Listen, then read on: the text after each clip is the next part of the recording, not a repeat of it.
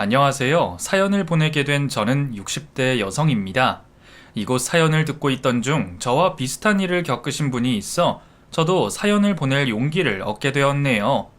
사람 인생이 다 달라 보여도 비슷비슷하다는 생각이 드네요. 조금씩 저마다의 사연이 다르긴 하지만 멀리서 뭉뚱그려 보면 어떠한 공통된 주제로 분류할 수가 있으니 말이죠. 이곳에 소개되는 며느리들 중 착한 며느리들처럼 저에게도 제 배로 낳진 않았지만 자식과 다름이 없는 사람이 있습니다. 이제는 시어머니와 며느리의 관계가 아닌 모녀 관계로 지내고 있는 우리 딸을 자랑할 겸 이곳 사연을 보내게 되었네요. 제 사연을 말하다 보면 제 얼굴에 침 뱉는 이야기도 해야 하지만 그 점은 제가 평생 인정하고 안고 가야 하기 때문에 걱정되지 않습니다. 그럼 제게 딸이 되어준 우리 며느리 이야기를 해보겠습니다. 저는 작은 상사를 운영하던 남자를 친구의 소개로 만나 연애를 하다 결혼까지 하게 되었습니다. 자신의 사업을 한다고 해도 평범한 회사원보다 벌이가 못할 때가 부지기수였어요. 하지만 사람 됨됨이 하나와 사랑만을 보고 결혼을 선택하게 되었죠. 제 남편은 주변에서도 알아줄 만큼 효자였거든요.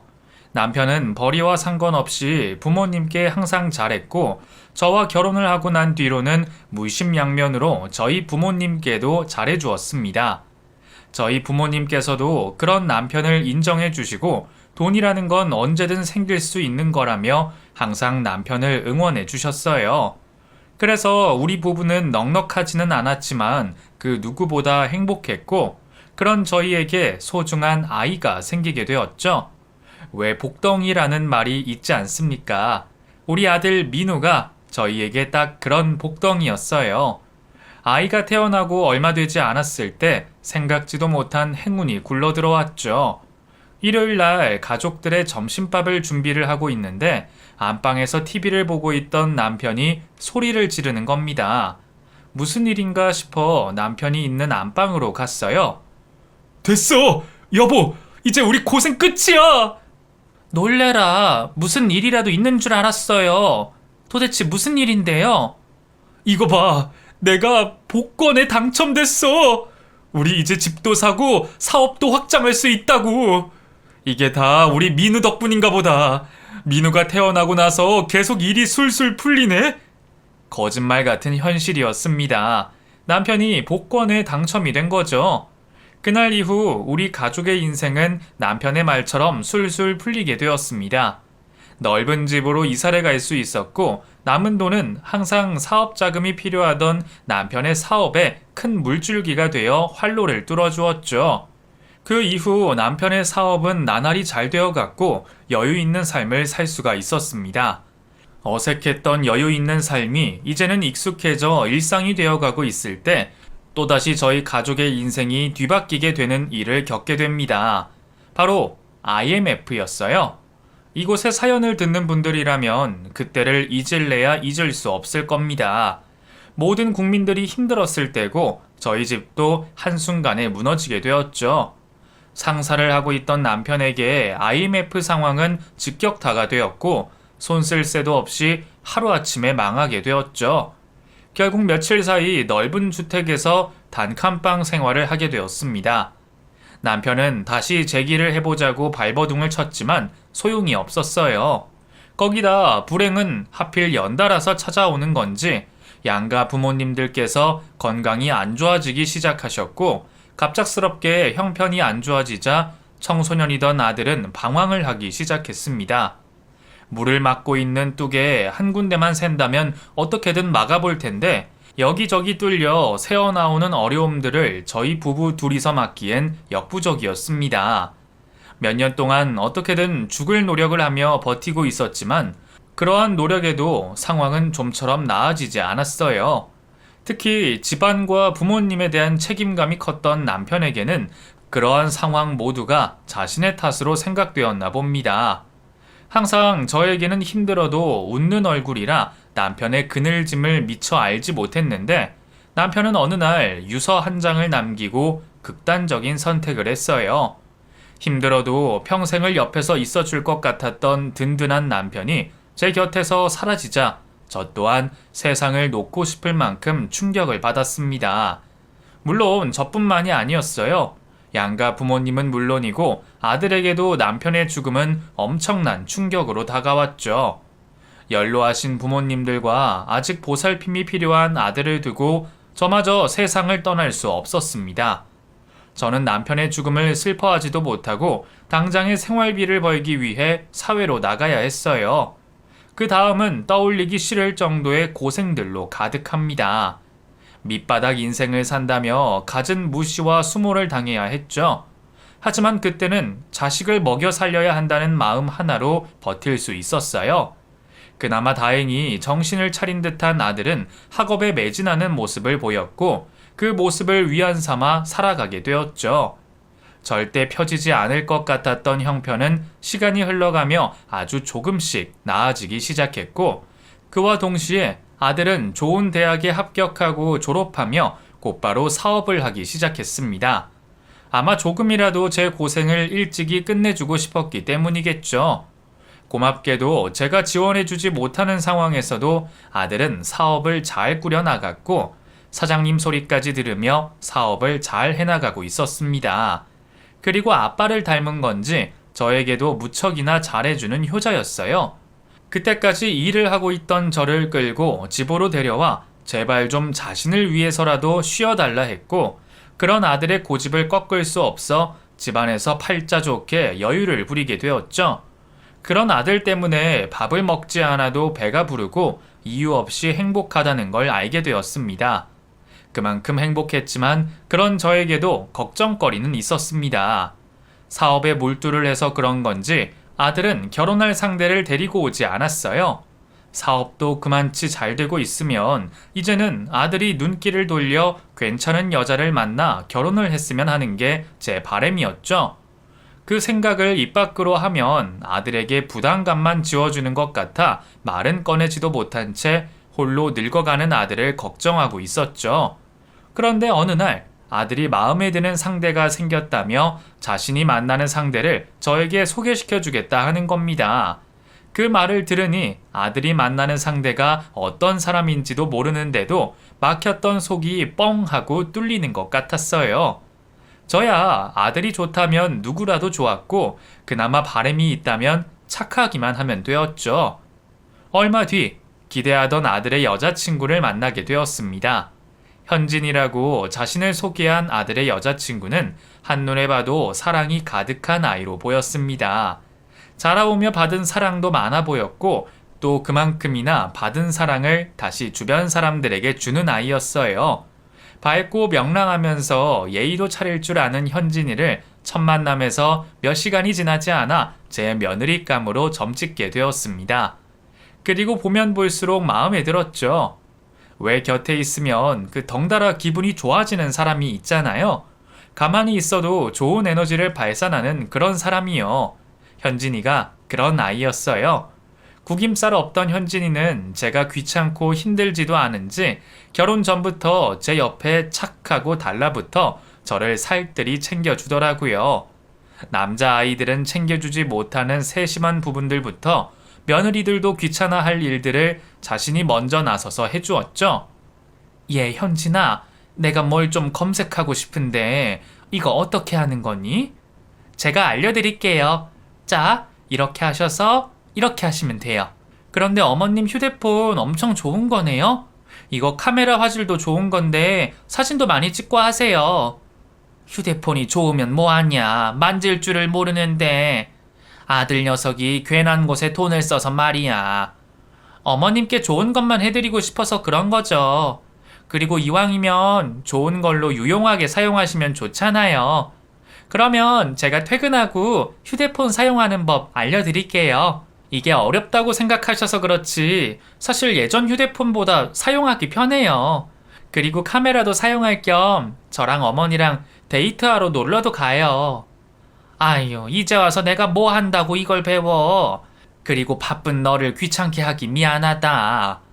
제가 좋아서 하는 건데요. 제가 정식으로 며느리 되기 전에 점수 좀 딴다고 생각하시고 저랑 놀아주세요. 네? 젊은 사람 입장에서 늙은 사람 하는 게 얼마나 답답하겠어요. 분명 현진이도 제가 답답할 텐데 그럼에도 불구하고 싫은 내색 한번 하지 않고 제 곁에 있었죠. 그것뿐만이 아니었습니다. 사소하게 출퇴근을 하며 하늘이 예뻤다, 꽃이 폈다 등등 제 생각이 났다며 사진을 찍어 보내주기도 했고, 아들에게 물어봐서 제가 좋아하는 음식들을 직접 해오기도 했습니다. 그러다 보니 마음이 안 갈래야 안 갈 수가 없었어요. 현진이를 보면 알 수 있듯이 사돈되는 분들께서도 성품이 인자하고 넉넉한 분들이었습니다. 상견례를 하면서 뵙는 내내 존경스러울 정도였죠. 그리고 현진이네 집안 형편이 어렵다는 것도 그날 알게 되었습니다. 오히려 저에게는 그 점이 더 인상 깊었고 현진이가 더 마음에 들게 된 이유였죠. 현진이 부모님께서는 없는 형편에서도 다른 사람들에게 베풀며 살아가시는 존경스러운 분들이셨고, 현진이는 어려운 상황에서도 구김살 하나 없이 잘 자라준 아이였습니다. 저 또한 한순간 형편이 어려워진 긴 시간 동안 힘들게 살아왔기 때문에 그런 상황에서 그늘이 없다는 게 얼마나 힘든 일인지 알고 있어 현진이가 더 대견스럽고 사랑스러웠어요. 그렇게 마음에 쏙 드는 며느리 현진이를 맞이할 수 있어서 저는 참 다행이라 생각했습니다. 상견례를 마치고 결혼 날짜를 잡은 뒤 저는 어떻게 하면 아들과 현진이에게 조금이라도 도움을 줄 수 있을까 생각하고 있었어요. 그런데 아이들이 먼저 저를 생각해 같이 살자고 말을 하는 겁니다. 어머니, 저는 원래 결혼하고도 어머니 모시고 살려고 했어요. 지금까지 저 키우신다고 고생만 하셨는데 결혼했다고 어머니 혼자 계시는데 알면서도 모르는 척 떠날 수는 없잖아요. 현진이한테도 다른 건 전부 양보해도 그것만은 이해해달라고 말했었고요. 아유, 그게 무슨 소리야. 나는 그런 거 바라지 않아. 자식이 성인이 돼서 자기 가정 꾸렸으면 당연히 둥지를 떠나는 거지. 나는 혼자 지내도 지금과 별 다를 것 없으니 내 걱정 말고 너희들 생각만 해라. 그러진 않겠지만 이왕이면 무리를 해서라도 좋은 집으로 가고 부족한 게 있으면 이 집을 팔아서라도 도와줄 테니. 어머니, 제가 민우 씨가 말했다고 따르는 게 아니에요. 저도 어머니 모시면서 살고 싶다고 먼저 말했어요. 민우 씨 말처럼 혼자 계시는 것도 걱정되고 또 가족 다 같이 지내면 좋잖아요. 아서라, 사돈들께서 들으시면 얼마나 섭섭하시겠어. 아들 둔 부모만 부모니 딸 가진 부모도 똑같은 부모다. 뭐든지 공평하게 해야지. 너희가 이러면 내가 사돈분들 뵐 낯이 없어. 저희 부모님께서는 두 분이 같이 있으시잖아요. 저도 어머님께서 아버님과 같이 계시면 이런 생각하지 않죠. 그러지 마시고 저희랑 재밌게 같이 살아요. 저 살림하는 것도 알려주시고요. 왜 사서 고생을 하려고 하는지 늙은 시어머니 모시고 사는 게 쉬운 일이 아닐 텐데 말이죠. 아들과 며느리는 고집을 부렸습니다만 저도 제 뜻을 끝까지 굽히지 않았어요. 애들 고생시키고 싶지 않았고 늙은 사람 눈치 보지 말고 자기들끼리 행복했으면 싶었습니다. 그래서 결국 제 뜻을 꺾지 못하고 아들네와 저는 떨어져서 지내게 되었죠. 저를 생각해주는 아들과 며느리의 마음만으로도 저는 충분했습니다. 그런데 이제 막 결혼해서 신혼을 즐기려면 자기들끼리 행복할 시간도 부족할 아이들이 홀로 지내는 제가 걱정된다며 하루 걸러 찾아오는 게 아니겠어요. 또 왔어? 요 며칠 전에도 와놓고 뭐 한다고 찾아오니? 나 찾아올 시간에 너희들끼리 외식이라도 한 번 더 하라니까. 외식할 거예요. 어머니 모시고요.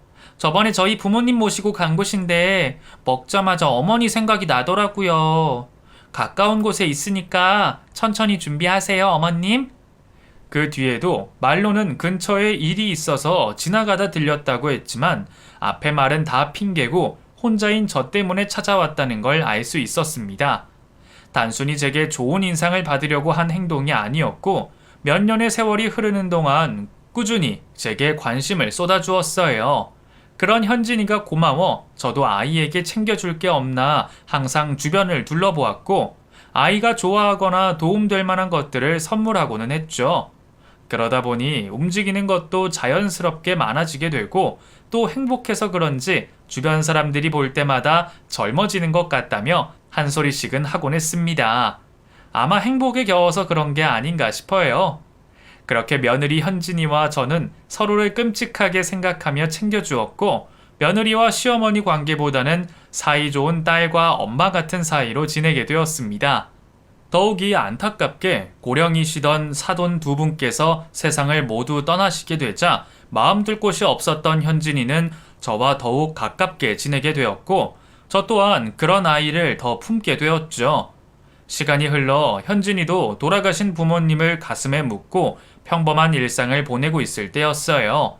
지금까지 아무런 문제 없이 사업을 잘해오던 아들에게 위기가 찾아왔죠. 믿고 의지하던 공동 창업자 한 명이 회사 자금을 가지고 숨어버린 겁니다. 아들은 자신이 쌓아온 회사를 무너지는 걸 볼 수 없어 필사적으로 버티게 되었습니다. 투자자들을 찾아가 간절히 빌기도 했고 야간에는 일을 하면서 작은 돈이라도 융통할 수 있게 노력했어요. 임신 준비를 하며 집안에서 쉬고 있던 며느리도 아들을 도와 똑같이 야간도 일을 했죠. 저도 지켜만 볼 수는 없어 대출을 받아 아들을 도우려고 노력했습니다. 하지만 그럼에도 소용이 없었어요. 결국 아들은 피해를 줄이고자 직접 자기 목숨처럼 아껴오던 사업을 폐업하게 되었습니다.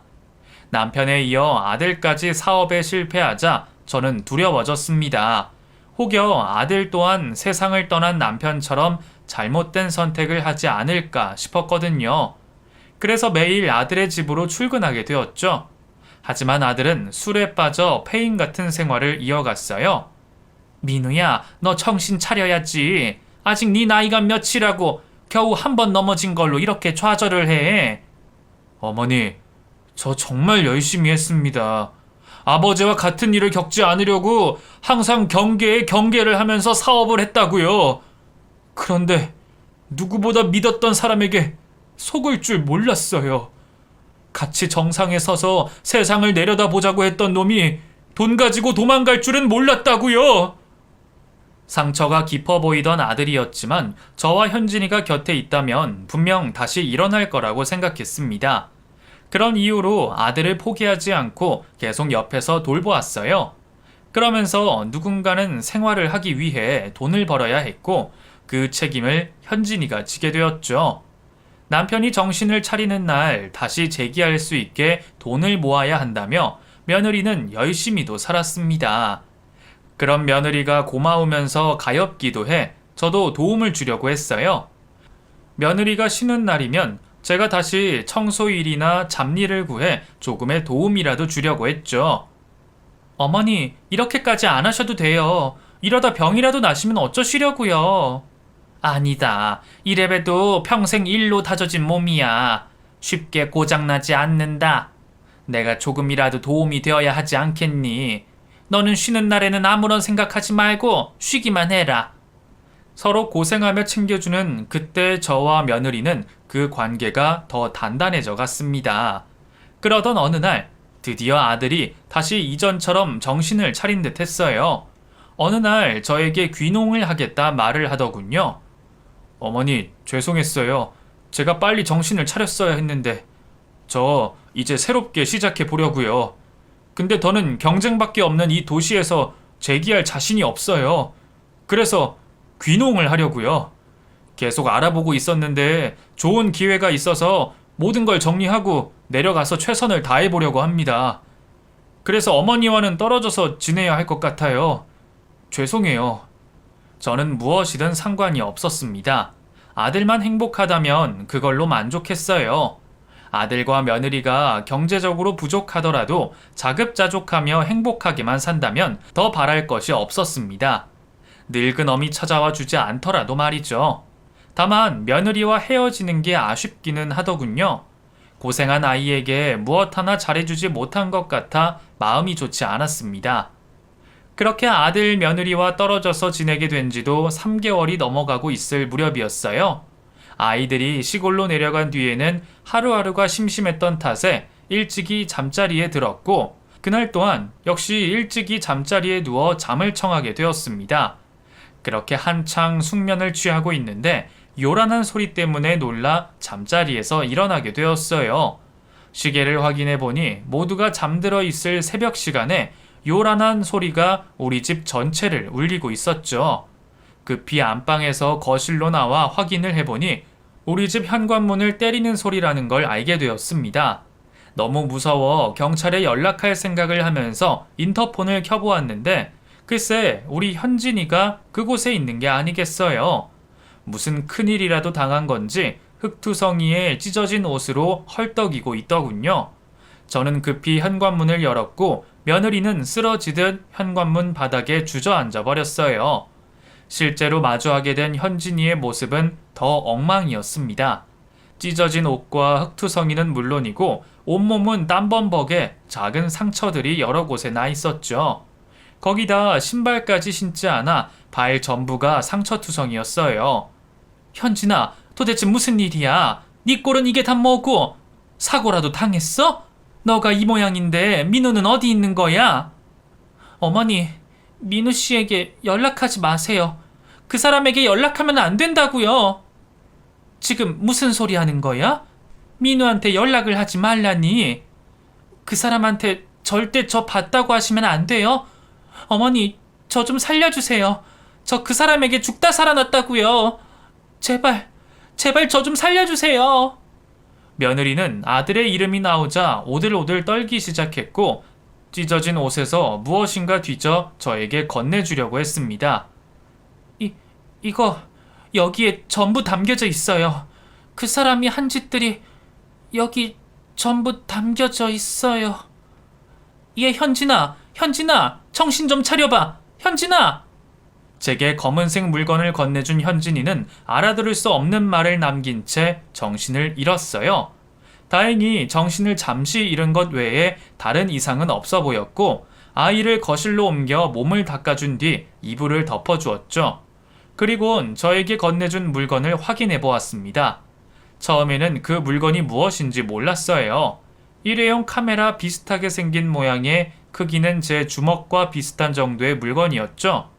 이곳에 아들이 한 짓이 담겨져 있다는 며느리 말에 이곳저곳 누르며 확인을 하고 있었는데 누르다 보니 액정 화면이 켜지는 게 아니겠어요?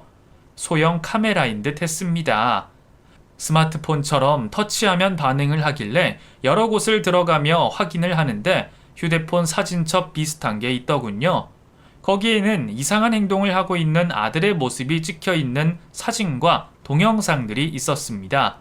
그리고 무슨 공부라도 하는지 스크랩과 노트 필기가 찍혀 있는 사진도 있었죠.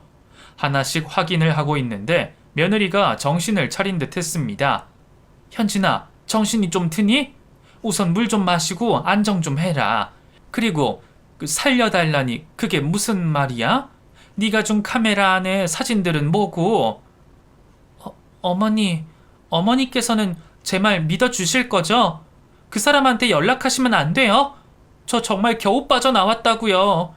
혹시 그 사람한테 잡히면 정말 죽을지도 몰라요. 현진아, 내가 알아듣게 말을 해야지. 내가 절대 민우한테 너가 여기 있다고 알리지 않으마. 그러니 제대로 말 좀 해줘. 민우 씨가 저를 죽이려고 해요. 저에게 증거들도 있다고요. 카메라의 사진들은 보셨죠? 거기에 찍힌 모습들 전부 민우 씨가 저 죽이려고 했다는 증거 사진들이에요. 거기에 범죄 계획, 준비, 실행까지 전부 찍혀 있다고요. 그게 무슨 말이야? 민우가 왜 너를 해하려고 해? 그 사람 아예 정신이 나간 것 같아요. 제 앞으로 들어놓은 보험금 타려고 저러는 거라고요. 현진이는 민우가 자신을 죽이려고 한다는 황당한 말을 했고 저는 비현실적인 이야기에 너무 놀라 당황하고 있었어요. 믿을 수 없다는 표정을 짓고 있는 제 얼굴을 보곤 현진이는 자신이 겪은 이야기를 카메라의 증거들과 함께 보여주며 이야기해 주었습니다. 민우가 언제부터 자신에 대한 범죄를 계획했는지는 자신도 정확히 모르겠지만 짚히는 일이 있었다고 해요. 아들이 폐업으로 인해 한창 술독에 빠져 살고 있을 때 며느리가 아들을 대신하여 돈을 벌고 있었다는 사실은 앞에서 설명하여 알고 계실 겁니다. 그때 한번 사고가 난 적이 있었어요. 일을 마치고 집으로 돌아가던 중이었는데 주차장을 나오던 차량이 현진이를 확인하지 못하고 아주 살짝 친 적이 있었습니다. 그때 발목을 살짝 다치게 되었는데 그 일로 보험금이 조금 나왔나 봅니다. 처음에는 남편이 걱정할까 싶어 말을 하지 않았다가 어느 정도 치료를 다 마치고 나서 말을 했다고 해요. 그런데 몇 달간 자신의 말에도 큰 반응이 없던 남편이 처음으로 그 일에 관심을 가지며 꼬치꼬치 캐물었다고 해요. 그때는 단순히 사고로 다친 자신을 걱정한다고 생각했다고 합니다. 그런데 그날부터 민우가 달라졌던 거죠. 무슨 공부를 하는 건지 모르겠지만 매일같이 독서실에 다니기 시작했고 집에서도 인터넷을 붙잡고 무엇인가에 열중을 했죠. 그러다 어느 날 자신에게 귀농을 제안한 모습을 보고는 지금까지 귀농에 대해서 공부를 했다고 생각한 거죠. 그래서 아무런 의심 없이 따라가게 되었다고 합니다. 그때까지는 아무런 문제가 없었다고 해요. 그런데 귀농을 시작한 첫날부터 이상한 일들이 벌어졌다고 합니다. 엉뚱한 곳에서 위험한 물건이 떨어진다거나 혼자 있는 집에 불이 날 뻔한 적도 있었다고 해요. 다행히 눈썰미가 좋은 며느리가 미리 확인을 하게 되어 문제는 없었지만요. 그런데 그런 일보다 더 이상했던 것은 아들의 태도라고 했습니다. 땀 흘려 정직한 돈을 벌겠다며 내려온 시골에서 농사를 할 준비는 하지 않고 집 주변의 지리를 파악해야 한다며 산과 강으로 데리고 다녔다고 해요. 그것도 하필 위험한 날씨 때만 말이죠. 비가 내리고 있어 금방 강물이 불 것 같은데 흙탕물이 든 강을 구경하자며 있었던 적도 있었고 비가 와 미끄러운 산을 데려간 적도 있었다고 하네요. 그런데 그게 전부 며느리를 사고사로 위장하려 했던 행동들이었답니다. 우연히 며느리가 아들의 노트를 보게 되었고 의심을 하던 중 잠을 자는 사이 빠져나와 가스통이 연결된 부근을 풀고 있는 아들을 보면서 확신을 하게 된 것이죠. 그날은 잠에서 깬 척하며 범행을 막을 수 있었다고 해요. 그날 이후 며느리는 아들의 행동 하나하나를 기록하고자 했다고 합니다. 인터넷으로 검색해본 결과 지금 가지고 있는 것만으로는 아들의 범죄가 밝혀지지 않을 수 있다는 걸 알게 되었고 그래서 인터넷으로 아들 몰래 소형 액션 카메라를 구입하고 옷 안이나 몸에 달고 다니며 아들의 범죄를 계획하는 모습들을 모아왔다고 합니다.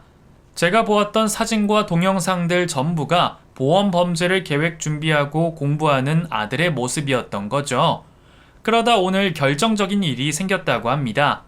귀농을 하기 전부터 키워오던 강아지가 아들과 산책을 간 중에 사라지게 된 거예요. 곧 해가 지기 전인데 아들은 며느리에게 자식 같은 강아지를 찾으러 가자며 재촉했고 처음 거절하던 며느리는 결정적인 모습을 확보하고자 위험을 무릅쓰고 뒷산으로 가게 된 거죠. 아들은 강아지가 어디에 있을지도 모르는데 잃어버린 곳으로 가자며 며느리를 데리고 절벽 쪽으로 데리고 갔다고 합니다. 그리곤 절벽이 보이자마자 며느리를 밀어버렸다고 해요. 다행히 전날 온 비로 인해서 흙이 젖어 있어 절벽으로 떨어지지 않고 바닥에 넘어지게 되었고 살기 위해 죽을 힘을 다해 집으로 내려와 차를 타고 곧장 저희 집으로 오게 된 거죠. 모든 이야기를 마무리하면서 며느리는 오늘 있었던 동영상을 저에게 보여주었고 저 또한 잠깐이지만 카메라에 찍힌 아들의 섬뜩한 모습을 보게 되었습니다. 사실 현진이가 보여주는 증거들이 아니었다면 쉽게 믿지 못했을 거예요. 현진이가 도시에 살다 시골로 내려간 삶이 힘들어서 정신적으로 문제를 겪는다고 생각했겠죠. 하지만 현진이가 내민 카메라 안에 부정할 수 없는 사실들이 담겨져 있었습니다. 무서움에 떨고 있는 현진이를 안아주고 있을 때 아들에게서 전화가 왔습니다. 그래 민우야, 이 시간에 무슨 일로 전화했어? 죄송해요. 주무시고 있으신데 깨워서. 다름이 아니라 혹시 현진이 어머님 댁에 찾아오지 않았어요? 현진이? 걔가 여길 왜 오니? 왜? 너희 둘이 싸우기라도 한 거야? 아니요. 그 사람이 여기 적응하기 힘든가 봐요. 요즘에 이상한 말도 하고 피해망상 같은 모습도 보이고 해서 안 그래도 병원에 데려가 보려고 했는데 오늘 갑자기 없어졌네요. 혹시 그 사람 어머니 댁으로 오면 어디 가지 못하게 데리고 있어 주세요. 그리고 이상한 말 하더라도 놀라지 마시고 아픈 사람이니까 그러려니 하시고요. 내가 내려가 봐야 하는 거 아니니? 하기야, 내가 지금 가봐야 무슨 도움이 될까? 알았다. 내가 현진이 오면 잡아두고 있으마. 죄송해요. 이런 일로 걱정 끼쳐드려서. 곧 있으면 다시 어머니 행복하게 해드릴 수 있으니까 조금만 참아주세요. 제가 꼭 이전처럼 행복하게 해드릴게요. 그럼 다른 걱정하지 마시고 주무세요. 저 들어가 볼게요. 아들과 전화하는 내내 얼마나 떨리던지 혹시 어색한 제 연기를 아들이 알아차리지는 않을까 많은 걱정을 했습니다. 다행히 아들과의 전화를 무사히 넘길 수 있었고 불안에 떨고 있는 현진이를 안심시키며 날이 밝자마자 경찰서로 가서 아들을 신고하기로 했습니다. 아무리 내 아들이라도 그런 짓을 하고 있는데 지켜볼 수만은 없었습니다. 그리고 아들이 더 큰 범죄를 저지르기 전에 막는 게 옳다고 생각했어요. 다행히 며느리가 목숨을 걸고 찍은 증거들로 인해서 아들은 곧장 긴급 체포가 되어 구속 수사를 받게 되었고 집안에 남아있던 범행 계획 증거들과 포렌식 수사로 나온 휴대폰 증거들로 인해 계획 범죄와 살인 미수로 수감 생활을 하게 되었습니다. 아들이 수사를 받는 내내 저 자신에게도 힘든 시간이었습니다. 곁에 있는 며느리에게는 끝이 없는 미안함이 들었고 내가 아들을 잘못 키운 것 같아 죄책감에 시달렸죠. 그러면서 동시에 착하던 아이들이 왜 그렇게까지 변하게 된 것인지 궁금했습니다. 그래서 수감이 된 이후 아들을 찾아가 면회를 하게 되었죠. 아들이 선고받은 형량이 절대 길다고 또는 과하다고 생각한 적 없었습니다. 하지만 어쩔 수 없이 저도 엄마인 이유로 수척해진 아들의 모습을 보자 가슴이 아파왔어요.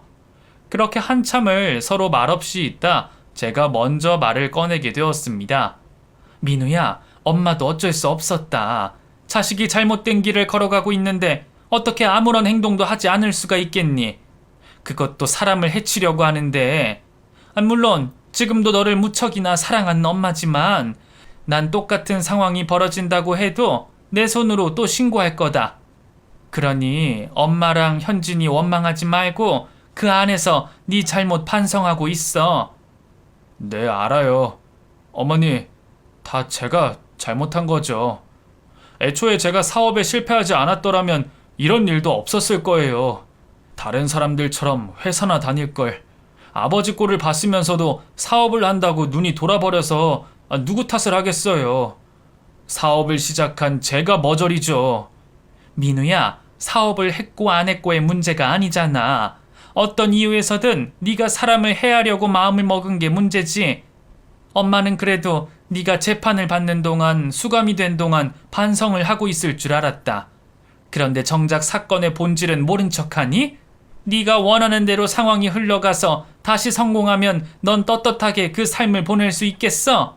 다른 사람의 목숨, 그것도 네 처의 목숨을 네 손으로 빼앗고 사는 성공이 네가 원하는 성공이야? 네, 맞아요. 그렇게 해서라도 재기하고 싶었어요. 아니, 그렇게 해서라도 꼭 성공해야 했다고요.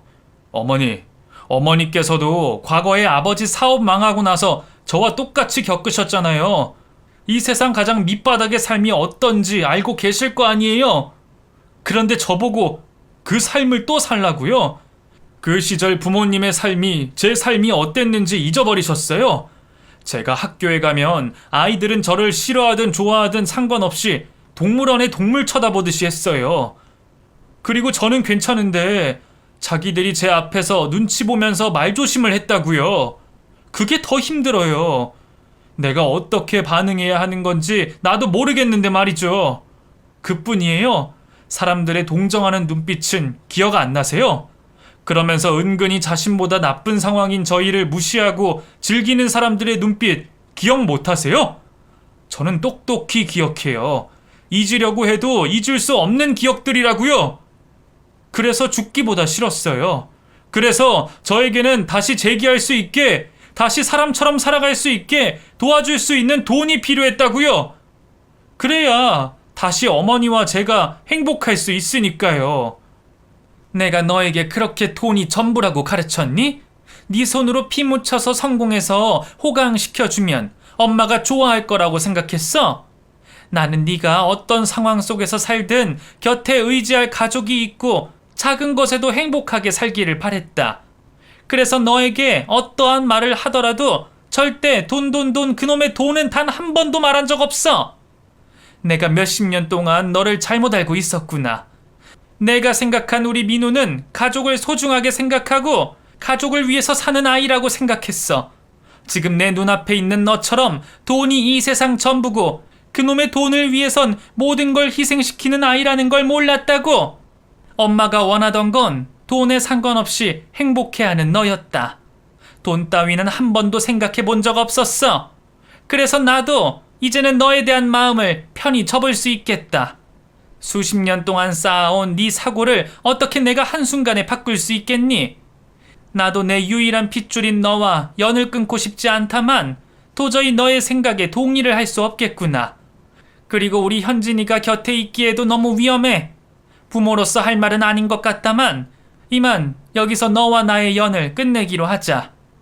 제 말을 듣고도 아무 말을 하지 않던 아들은 면회 시간이 끝나기 전에 면회실을 먼저 나갔고 저 또한 쓰린 가슴을 부여잡으며 교도소를 나오게 되었습니다.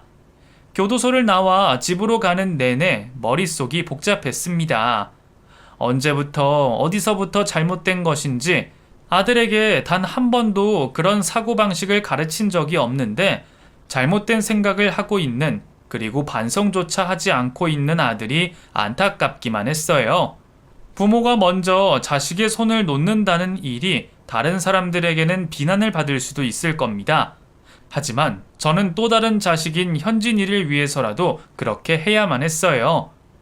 아들과 이혼을 한 현진이는 갈 곳이 없었습니다. 아들의 사업이 망하고 그나마 남아있던 돈을 모두 귀농하는 곳에 사용했기 때문에 당장에 독립하여 홀로 살아갈 수 있는 형편이 아니었습니다. 그리고 사돈 두 분 모두 결혼 생활 중 세상을 떠나셨기에 따로 의지할 곳도 없었죠. 그러한 이유로 제가 잠시 동안만 데리고 있으려고 했어요. 물론 저야 저를 엄마처럼 대해주는 현진이가 곁에 있는 것이 좋았지만 현진이에게는 자신만의 인생이 있었고 새 출발을 할 수 있는 젊은 나이였기에 언젠가는 제 곁을 떠나는 것이 당연하다 생각했습니다. 그런데 제가 아들을 면회하고 돌아온 날 뜻밖의 말을 듣게 되었습니다. 그래서 민우와는 부모 자식의 연을 끊기로 했다. 생각을 고치면 모르겠다만 평생 신념처럼 가지고 있던 생각인데 바뀌지 않겠지. 너를 위해서도 그리고 나를 위해서도 그러는 게 나을 거라 생각했다. 어차피 그 녀석 나올 쯤에는 내가 이 세상에 남아있지도 않을 거고. 미안하다. 내가 자식을 잘못 키워서 너같이 좋은 여자에게 그런 몹쓸 짓이나 겪게 하고. 미안하다는 말을 100번이고 1000번이고 10,000번이고 한다고 해도 네 상처받은 마음을 낫게 할 수 없겠지만 그래도 네가 너에게 용서를 구해야 하지 않겠니? 정말 미안하다 현진아. 아니에요 어머님. 이제 다 끝난 일인걸요. 결과가 어찌되었건 그 사람도 죄에 대해 처벌받고 있고요. 그리고 그 일이 왜 어머님 잘못이겠어요. 제가 지난 세월 동안 곁에서 본 어머님께서는 그 사람에게 절대 그런 생각을 심어주실 분이 아니에요. 항상 자식들이 부모가 바라는 대로 자라주는 건 아니잖아요. 그러니까 너무 자책하지 마세요. 저도 이전 일은 잊으려고 하고 있고 많이 안정되었어요. 아니야. 그래도 내 잘못이 없다고 할 수는 없지. 내가 평생 너에게 빚을 졌다 생각하고 갚아 나가마. 그리고 네 삶에 이래라 저래라 관여하지 않을 테니 내 눈치 보지 말고 생활해. 아직 창창한 나이이니 충분히 새 출발할 수 있을 거야. 혹시 필요한 게 있다면 그게 돈이라든지 몸을 쓰는 일이라든지 개의치 말고 부탁하렴. 내가 할 수 있을 만큼 도와주마. 그러면 부탁이 하나 있는데요. 그래, 뭐라도 괜찮으니 말해보렴.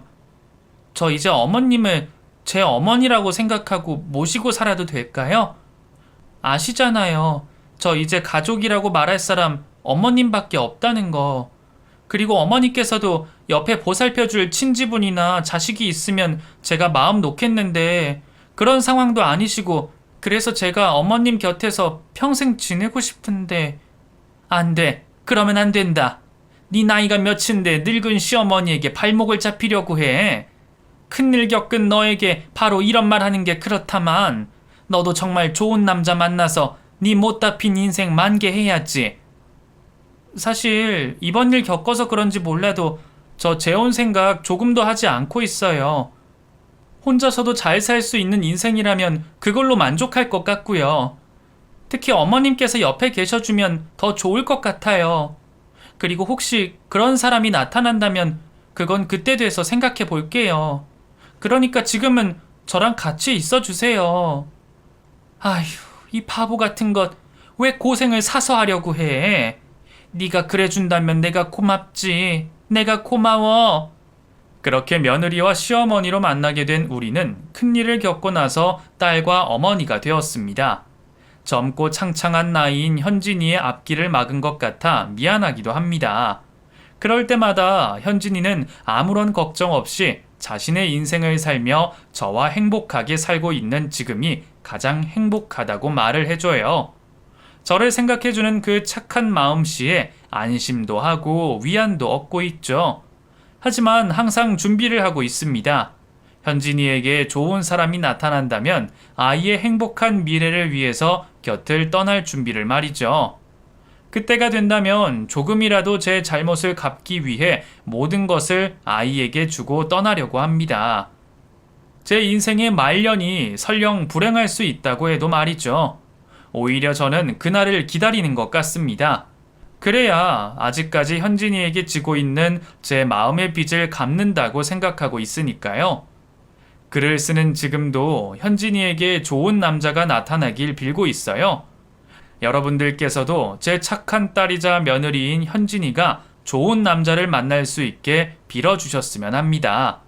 그럼 못난 어미의 글을 여기서 마치겠습니다. 긴 글 마지막까지 읽어주셔서 감사하고 여기 계신 분들 모두에게 안녕과 평화가 깃들길 바라겠습니다.